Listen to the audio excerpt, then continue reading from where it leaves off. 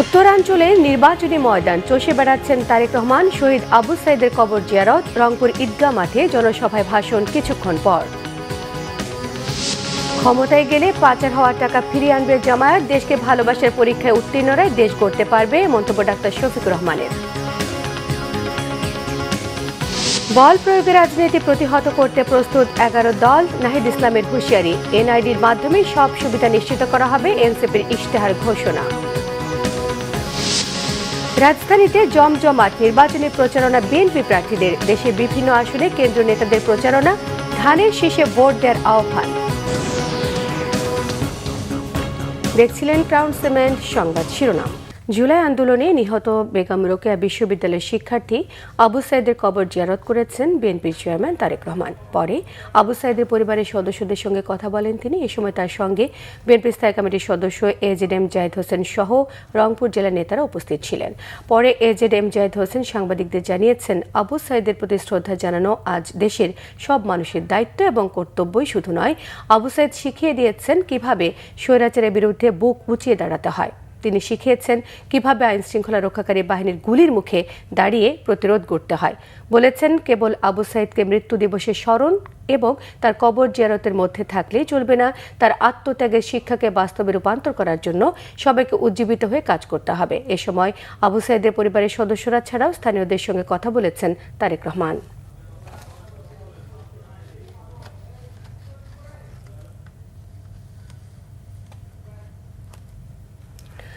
নির্বাচনী জনসভায় যোগ দিতে রংপুর গেছেন BNP chairman Tarique Rahman. Collectorate Eidgah মাঠে আয়োজিত নির্বাচনী জনসভায় যোগ দেওয়ার আগে তিনি জুলাই গণঅভ্যুত্থানের প্রথম শহীদ আবু সাইদের বাড়িতে যান তার কবর জিয়ারত করতে।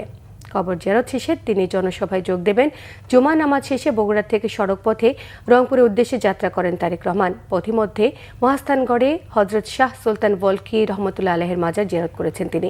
এরপর শিবগঞ্জের মোকামতলায় এক পথসভায় বক্তব্য রাখেন তিনি। এদিকে তারেক রহমানের আগমন উপলক্ষে এরই মধ্যে রংপুর কালেক্টরেট ঈদগাহ মাঠে আয়োজিত নির্বাচনী জনসভা লোকে লোকারণ্য হয়ে গেছে। বিএনপি মহাসচিব মির্জা ফখরুল ইসলাম আলমগীর সহ উত্তরাঞ্চলের বিভিন্ন সংসদীয় আসনের প্রার্থীরা উপস্থিত রয়েছেন জনসভা মঞ্চে।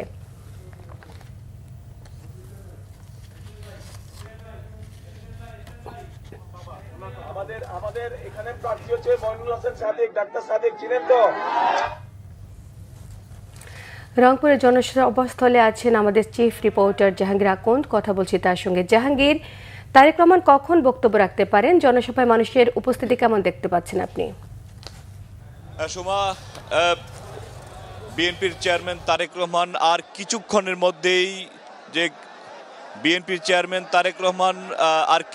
মধ্যেই রংপুরের কালেক্টরেট ঈদগাহ মাঠের যে নির্বাচনী জনসভা সেখানে তিনি উপস্থিত হবেন।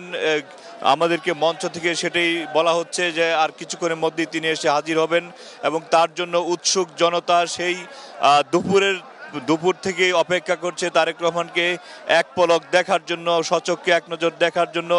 দীর্ঘ 19 বছরেরও বেশি সময় পর তিনি রংপুরে আসছেন, যে কারণে নেতাকর্মীদের মধ্যে অন্যরকম একটা উৎসাহ, একটা উদ্দীপনা রয়েছে তাদের প্রিয় নেতাকে একবার দেখার জন্য এবং তার যেই দিক নির্দেশমূলক বক্তব্য রাখার জন্য। আজকে জুমার নামাজের পর তারেক রহমান বগুড়া থেকে রওনা দিয়েছেন, কিন্তু প্রতিমধ্যে মানুষের ভিড়, রাস্তার দুপাশে সাধারণ মানুষ, দলের নেতাকর্মী দাঁড়িয়ে তারেক রহমানকে শুভেচ্ছা জানিয়েছেন এবং তারা তারেক রহমানকে শুভেচ্ছা জানিয়েছেন। তারেক রহমানও তাদেরকে হাত নেড়ে শুভেচ্ছা জানিয়েছেন।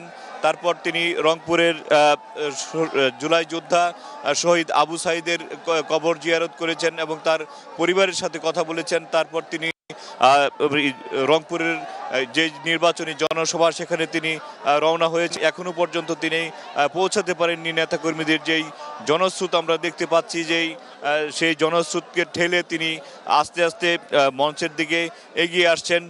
নেতারা চেষ্টা করছেন এবং আইন শৃঙ্খলা রক্ষাকারী বাহিনীও চেষ্টা করছে তারেক রহমানকে মঞ্চে পৌঁছে দেওয়ার জন্য। তো নেতাকর্মীরা বলছেন যে তারা অধীর আগ্রহে অপেক্ষা করছেন কখন তাদের প্রিয় নেতা মঞ্চে আসবেন এবং তিনি বক্তব্য রাখবেন, কারণ দীর্ঘ 19 বছর তারা তাদের প্রিয় নেতাকে সচক্ষে দেখেনি। আজকে তাদের সেই মহেন্দ্রক্ষণ। আর কিছুক্ষণ পরেই রংপুরবাসী সহ রংপুর বিভাগের বিভিন্ন জেলা থেকে যারা এই কালেক্টরেট ঈদগাহ মাঠে এসে হাজির হয়েছেন, তারা তাদের প্রিয় নেতাকে দেখবেন এবং তার দিক নির্দেশনামূলক বক্তব্য রাখবেন। তো আর এখন শুধুই অপেক্ষার পালা।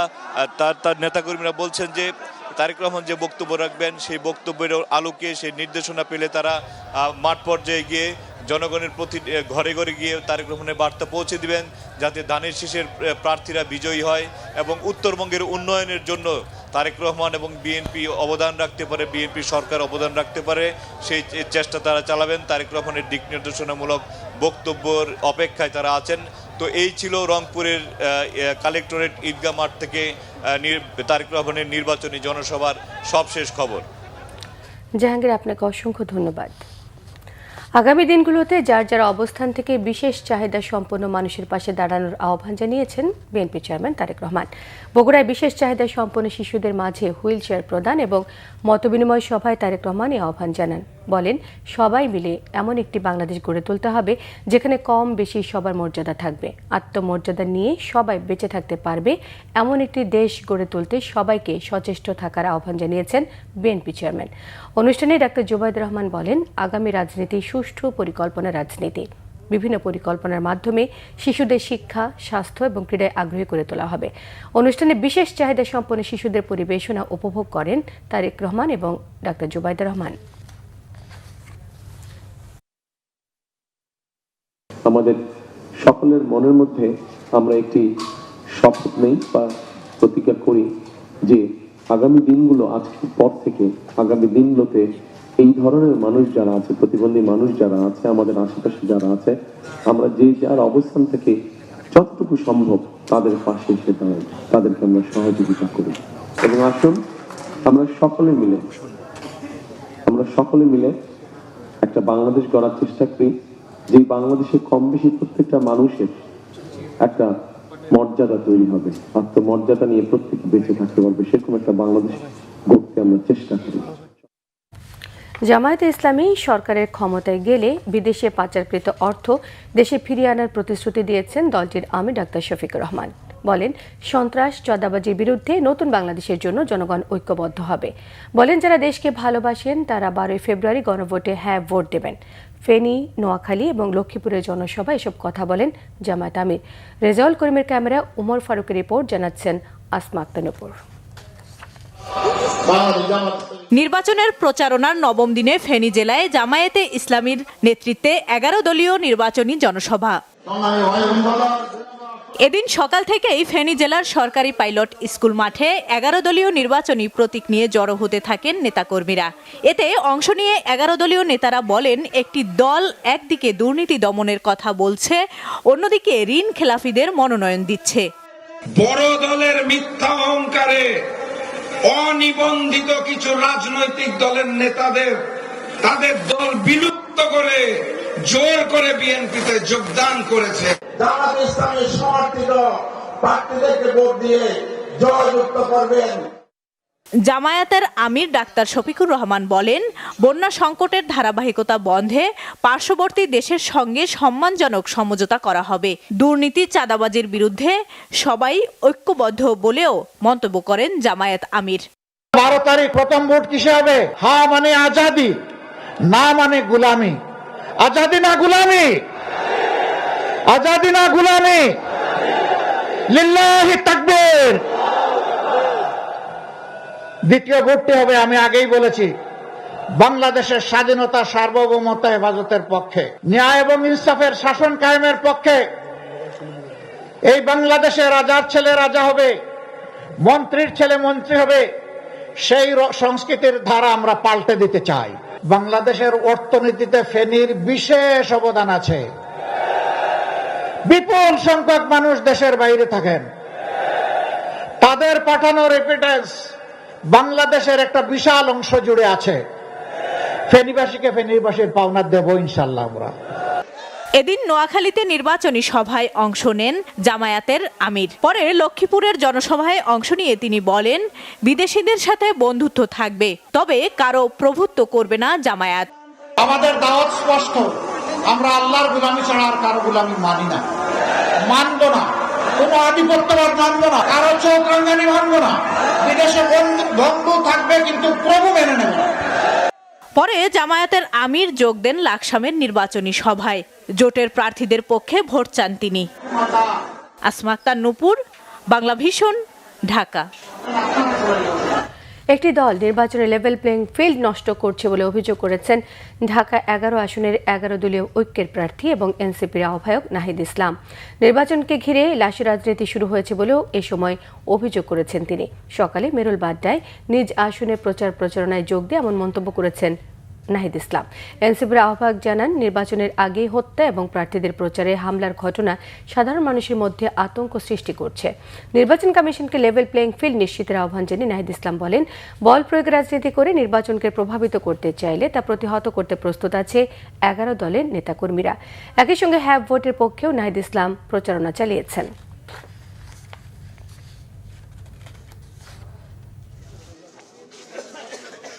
লেভেল প্লেইং ফিল্ড শেরপুরের ঘটনার পরে আর আছে এটা আসলে বলা যাবে না। এক ধরনের নিরাপত্তাহীনতা, হুমকি, এগুলার সম্ভাবনা রেখেই আমরা মাঠে নামতেছি। মানুষ এই হানাহানির রাজনীতি চায় না। আমরা মনে করি যারা এগুলো করছে, মানুষ ভোট দেওয়ার সুযোগ পেলে 12ই ফেব্রুয়ারি ভোটের মাধ্যমে সেটার ফলাফল দেবে।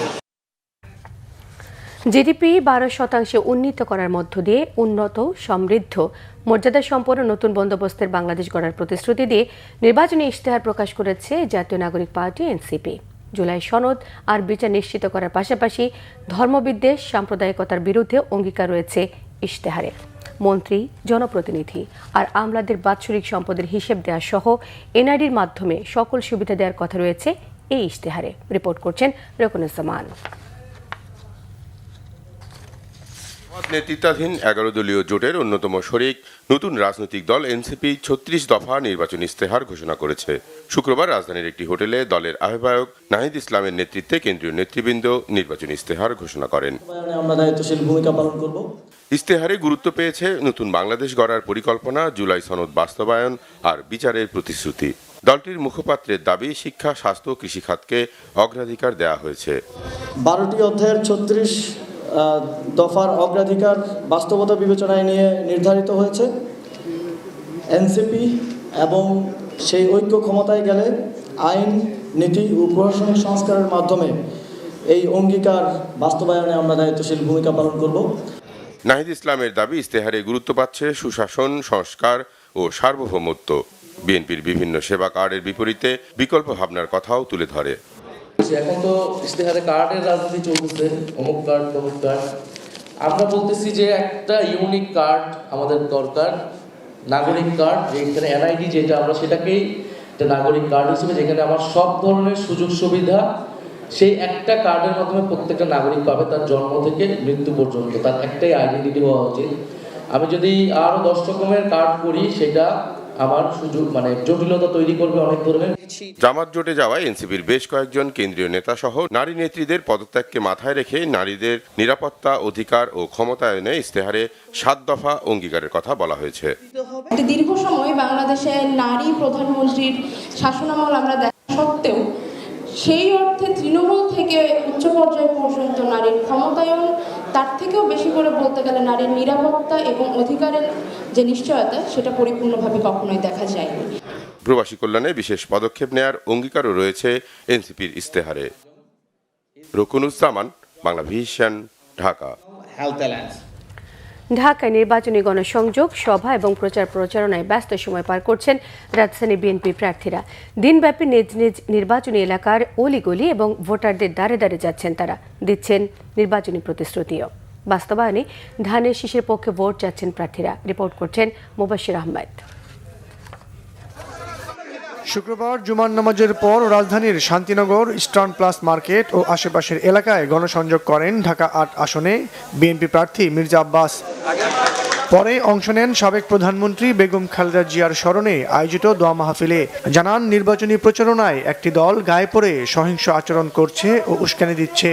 এটা হাসিনার মতো আচরণ ওদের, যে কাজটা হাসিনা করবে সে আগেই সে বলতো এটা। আশঙ্কা প্রকাশ করতো এবং পরে সে কাজটা করতো। এই কাজটা ওরা করবে এবং করছে। লিভিং প্লেন ফ্রি যদি থাকতো তাহলে এই ছেলেটা এরকম অসভ্যের মতো কথাবার্তা বলতে পারতো না।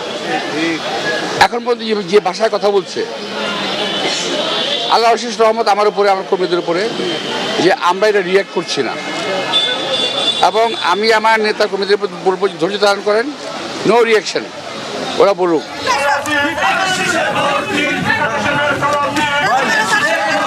রাজধানীর সূত্রাপুর থানা এলাকায় পথসভা ও ক্যাপিটাল জেনারেল মার্কেটের সামনে ধানের শীষে গণসংযোগ করেছেন ঢাকা 6 আসনে বিএনপির প্রার্থী ইশরাক হোসেন। তরুণদের কর্মসংস্থান সৃষ্টি, বিনিয়োগ বৃদ্ধি ও মাদকমুক্ত সমাজ গড়াই তার অগ্রাধিকার বলে জানান তিনি। আগামী দিনে বাংলাদেশের গণতন্ত্র, বাংলাদেশের স্বাধীনতা, সার্বভৌমত্বকে রক্ষা করব এবং জনগণের অধিকারকে রক্ষা করার জন্য আমরা কাঁধে কাঁধ মিলিয়ে আমাদের এই আন্দোলন সংগ্রামকে তার চূড়ান্ত লক্ষ্যে নিয়ে যাব এবং আগামী বাংলাদেশকে গড়ে তুলব এমন ভাবে যাতে এই দক্ষিণ পূর্ব এশিয়ার অন্যতম শক্তিশালী রাষ্ট্র হিসেবে আমাদের এই দেশ মাথা উঁচু করে দাঁড়াতে পারে ইনশাআল্লাহ। নির্ভয়ে মা বোনদের কেন্দ্রে যাওয়ার আহ্বান জানিয়েছে ঢাকা 16 আসনে ধানের শীষের প্রার্থী আমিনুল হক। মিরপুর পল্লবীর তালতলা সাংবাদিক প্লট এলাকায় গণসংযোগকালে তিনি এ আহ্বান জানান। নারীরা রয়েছেন, ছোট ছোট বাচ্চারা রয়েছে, সকলেই আমার সাথে এই গণসংযোগে অংশগ্রহণ করছে। এটি আমার জন্য অত্যন্ত বড় একটি পাওয়া। জনগণের স্বতঃস্ফূর্ত অংশগ্রহণের মাধ্যমে জনগণের রায় নিয়ে ইনশাআল্লাহ নির্বাচিত হবে আল্লাহর রহমত। গণসংযোগ করেছেন ঢাকা 18 আসনে বিএনপি প্রার্থী SM জাহাঙ্গীর হোসেন। শুক্রবার উত্তরা পূর্ব থানাধীন 1 নং ওয়ার্ডের বাসিন্দাদের কাছে ধানের শীষের পক্ষে ভোট চান তিনি। মুবাশির আহমেদ, বাংলা ভিশন, ঢাকা। ত্রয়োদশ জাতীয় সংসদ নির্বাচনের আর মাত্র কদিন বাকি, তাই ভোটারদের সমর্থন পেতে প্রচারণায় ব্যস্ত সময় পার করছেন প্রার্থীরা, দিচ্ছেন নানা প্রতিশ্রুতি। এদিকে দীর্ঘদিন ভোট দিতে না পারায় এবার নিজেদের পছন্দের প্রার্থীকে ভোট দিতে চান নতুন ভোটাররা। প্রতিনিধিদের পাঠানো তথ্য ছবিতে নাজমুল নিশানের ডেস্ক রিপোর্ট। বিএনপির স্থায়ী কমিটির সদস্য ও চট্টগ্রাম 11 আসনের প্রার্থী আমির খসরু মাহমুদ চৌধুরী বলেছেন, দায়বদ্ধতা ও জবাবদিহিতার অভাবে দেশ আজ ক্রান্তি লগ্নে। দেশের মানুষ দ্রুত নির্বাচিত সরকার চায়। দুপুরে তার নির্বাচনী এলাকায় গণসংযোগকালে তিনি এসব কথা বলেন। বিএনপির স্থায়ী কমিটির সদস্য সালাউদ্দিন আহমেদ বলেছেন, 71-এ যারা সনাতন ধর্মাবলম্বীদের উপর নির্যাতন করেছে তারা আবার নবরূপে ফিরে এসে নির্বাচনে দাঁড়িয়েছে। দুপুরে কক্সবাজার 1 আসনে তার নির্বাচনী এলাকার বিশ্বাসপাড়া হিন্দু বৌদ্ধ সম্প্রদায়ের সাথে মতবিনিময় সভায় প্রধান অতিথির বক্তব্যে তিনি এসব কথা বলেন। নরসিংদীতে গণসংযোগ ও উঠান বৈঠক করেছেন বিএনপির মনোনীত প্রার্থী ও দলটির যুগ্ম মহাসচিব খায়রুল কবির খোকন। তিনি বলেন, বিএনপির বিরুদ্ধে অপপ্রচার চলছে, কিন্তু সবকিছু উপেক্ষা করে মানুষ ধানের শীষে ভোট দিবেন। সাবেক অ্যাটর্নি জেনারেল ও বিএনপি প্রার্থী অ্যাডভোকেট আসাদুজ্জামান বলেছেন, একটি দল ভোটের জন্য জান্নাতের টিকিট দেওয়ার মতো শিরকি কথা বলছে। ঝিনাইদহ 1 আসনে নির্বাচনী পথসভায় তিনি একথা বলেন। ত্রয়োদশ জাতীয় সংসদ নির্বাচনে ঝালকাঠি 2 আসনে বিএনপির মনোনীত প্রার্থী ইশরাত সুলতানা ইলেন ভুট্টো, প্রতিদ্বন্দ্বী জামায়াতে ইসলামীর প্রার্থী শেখ নিয়ামুল করিম ও ইসলামী আন্দোলনের প্রার্থী ডাক্তার সিরাজুল ইসলাম সিরাজি গণসংযোগ ও প্রচারণা চালিয়েছেন। শহরের বিভিন্ন স্থানে ভোটারদের নানা প্রতিশ্রুতিও দেন তারা। ধানের শীষ প্রার্থীকে বিজয়ী করার আহ্বান জানিয়েছেন বিএনপির কেন্দ্রীয় নির্বাহী কমিটির স্বেচ্ছাসেবক বিষয়ক সম্পাদক মীর শরাফত আলী সপু। মুন্সিগঞ্জের শ্রীপুরের নিজ বাড়িতে দোয়া ও নির্বাচনী বিষয়ক আলোচনা সভায় তিনি একথা বলেন। গাইবান্ধার 1 আসন সুন্দরগঞ্জের বিভিন্ন ইউনিয়নে প্রচারণা চালিয়েছেন ধানের শীষের প্রার্থী অধ্যাপক ডাক্তার খন্দকার জিয়াউল ইসলাম মোহাম্মদ আলী। ভোটারদের তিনি জানান, চরাঞ্চলের মানুষের চিকিৎসা সেবা নিশ্চিত করবেন তিনি। এদিকে খাগড়াছড়ির আসনে বিএনপির মনোনীত প্রার্থী ওয়াদুদ ভুইয়া বলেছেন, জনগণ সিদ্ধান্ত নিয়েছেন আগামীতে তারেক রহমানের নেতৃত্বে বিএনপি সরকার গঠন করবে। বর্তমান ও সাবেক জনপ্রতিনিধি ও পাহাড়ি নেতৃবৃন্দদের বিএনপিতে যোগদানের অনুষ্ঠানে তিনি একথা বলেন। অন্যদিকে প্রচারণায় ব্যস্ত সময় পার করছেন ঢাকা 19 আসন সাভারের বিএনপির প্রার্থী ডাক্তার দেওয়ান মোহাম্মদ সালাউদ্দিন বাবু। পৌর এলাকায় বিভিন্ন স্থানে বক্তব্য রাখেন তিনি। এছাড়া মোংলা ও জয়পুরহাটে প্রচারণা চালিয়েছেন বিভিন্ন দলের প্রার্থীরা। Bangla vision news desk. শেরপুরের জামায়াত নেতা হত্যার বিচার না হলে নির্বাচন প্রশ্নবিদ্ধ হবে বলে মন্তব্য করেছেন জামায়াতে ইসলামের সেক্রেটারি জেনারেল অধ্যাপক মিয়া গোলাম পারওয়ার। বলেন, জাতীয় নির্বাচনের প্রচারণার সময় এই হত্যাকাণ্ডের বিচার এই সরকারকেই করতে হবে। দুপুরে ব্রাহ্মণবাড়িয়ার 6 বাঞ্চারামপুর আসনের 11 দলীয় নির্বাচনী ঐক্যজোট সমর্থিত প্রার্থী মোহাম্মদ মহসিনের সমর্থনে জনসভায় প্রধান অতিথির বক্তব্যে তিনি এসব কথা বলেন। তিনি বলেন, খুনিদের গ্রেফতার করতে হবে। জামায়াতে ইসলামী সহ কোনো দলের নেতাকর্মীর ওপর যেন হামলা না হয় তা নিশ্চিত না করা হলে দেশে সহিংসতা ছড়িয়ে পড়তে পারে। এতে নির্বাচন নিরপেক্ষ হবে না বলে মন্তব্য করেছেন জামায়াতের সেক্রেটারি জেনারেল।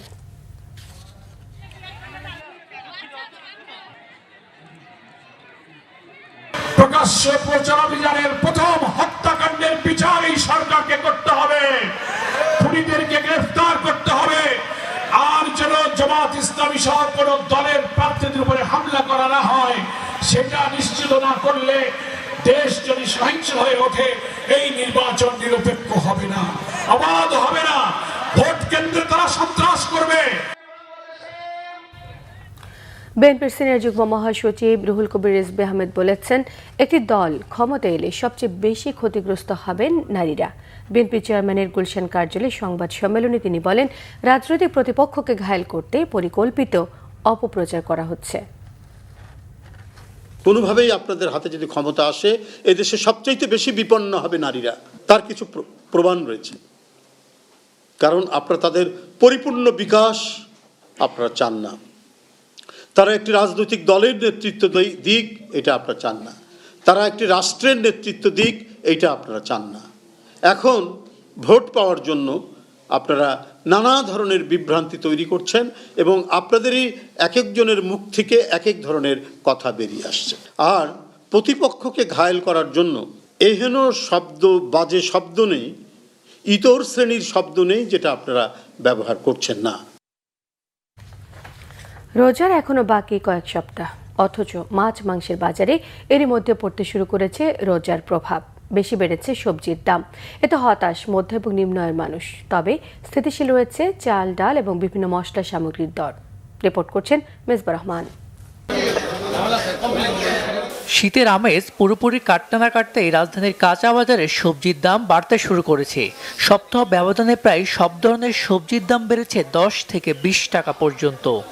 ভেন্ডি হইল 200 টাকা কেজি, করল হইল 140 টাকা কেজি, উস্ত হইল 140 টাকা কেজি, বেগুন হইল 80 টাকা কেজি, আর ক্ষীরা হইল শসা হইল 100 টাকা কেজি, ক্ষীরা হইল 80 টাকা কেজি, লেবুর দাম হইল হাই দাম, লেবু হইল 120 টাকা আলি। সব তরকারির বাজারে 500 টাকা বাড়লেই তো খরচ এক মাসে 2000 টাকা বাইরে যায়। মাছের দাম নিয়ে পাল্টাপাল্টি দাবি ক্রেতা বিক্রেতাদের। চাষের মাছের দাম কিছুটা নাগালের মধ্যে থাকলেও দেশি মাছের দাম বেড়েছে। এরকম 400 টাকা 450 টাকা, আগে 500-600 টাকা, 400 450 টাকা বেচতেছে। চাষের মাছের দাম কম, নদীর চিংড়ি মাছ কিনতে গেলে 1500 টাকা কেজি। এদিকে রমজান সামনে রেখে এখনই প্রভাব পড়তে শুরু করেছে মুরগি আর গরুর মাংসের বাজারে। তবে ডিমের দাম এখনও স্থিতিশীল। বলারে 180, 190, 200 উপরে হইব না রমজান মাসে, এর নিচে থাকবো।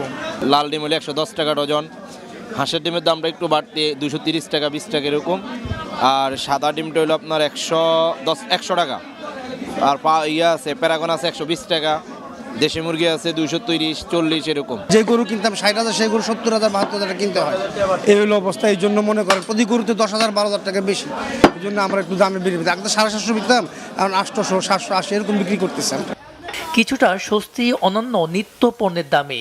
চাল, ডাল ও মশলার দাম এখনও সহনীয় পর্যায়ে বলছেন বিক্রেতারা। ছোলা এখন 85 থেকে 90 টাকা, বুটের ডাল 90 থেকে 95, 100 টাকা পর্যন্ত আছে বাজারে।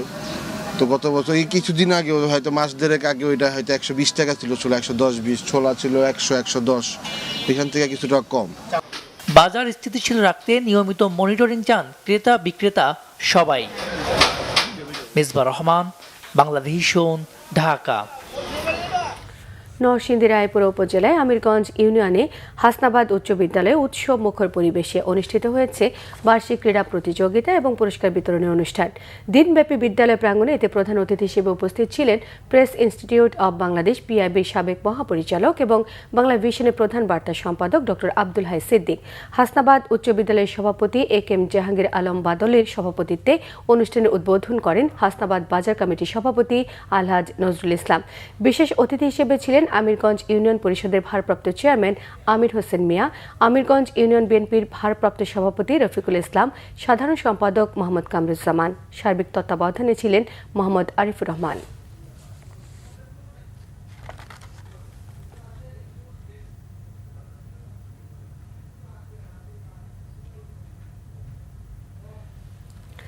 ঢাকা আন্তর্জাতিক বাণিজ্য মেলায় বিদেশি পণ্যের ভিড়েও কদর কমেনি দেশীয় পণ্যের।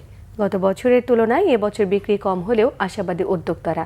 তারা জানিয়েছেন, বাড়তি স্টল ভাড়া আর বিদেশি পণ্যের সঙ্গে প্রতিযোগিতায় টিকে থাকতে কিছুটা হিমশিম খেতে হচ্ছে তাদের। খলিল শিকদারের পাঠানো তথ্য ছবিতে নাজমুল নিশানের ডেস্ক রিপোর্ট। ঢাকা বাণিজ্য মেলায় বিদেশি বিভিন্ন পণ্যের চাহিদা বরাবরই বেশি, তবে এত সব পণ্যের মাঝেও আলাদা করে নজর কাড়ছে দেশীয় পণ্যের স্টলগুলো। ঐতিহ্য ও মান ভালো হয় দর্শনার্থীরা ভিড় করছেন জামদানি, হস্তশিল্প ও চামড়াজাত পণ্যের দোকানগুলোতে। অনেকগুলো স্টলই দেখলাম, বাট এবারে যে বিসির যে স্টলটা বসেছে খুব সুন্দর লাগলো। এখানে হস্তশিল্প, তারপর হাতের কাজে অনেক কিছু তৈরি হয়, নকশি কাঁথা, তারপরে যে ঘর সাজানোর অনেক আইটেম আছে এখানে, ভ্যারাইটিস। হাতের কাজগুলো অনেক সুন্দর, আমার আম্মুর জন্য দুইটা নিয়েছি। ভালো, এগুলো আরো আগামীতে আরো সুন্দর সুন্দর কাজ আসবে, আমরা এটি আশা করি। স্টল ভাড়া ও পরিবহন ব্যয় বেশি হয়, নানা চ্যালেঞ্জে পড়তে হচ্ছে বলে জানিয়েছেন উদ্যোক্তারা।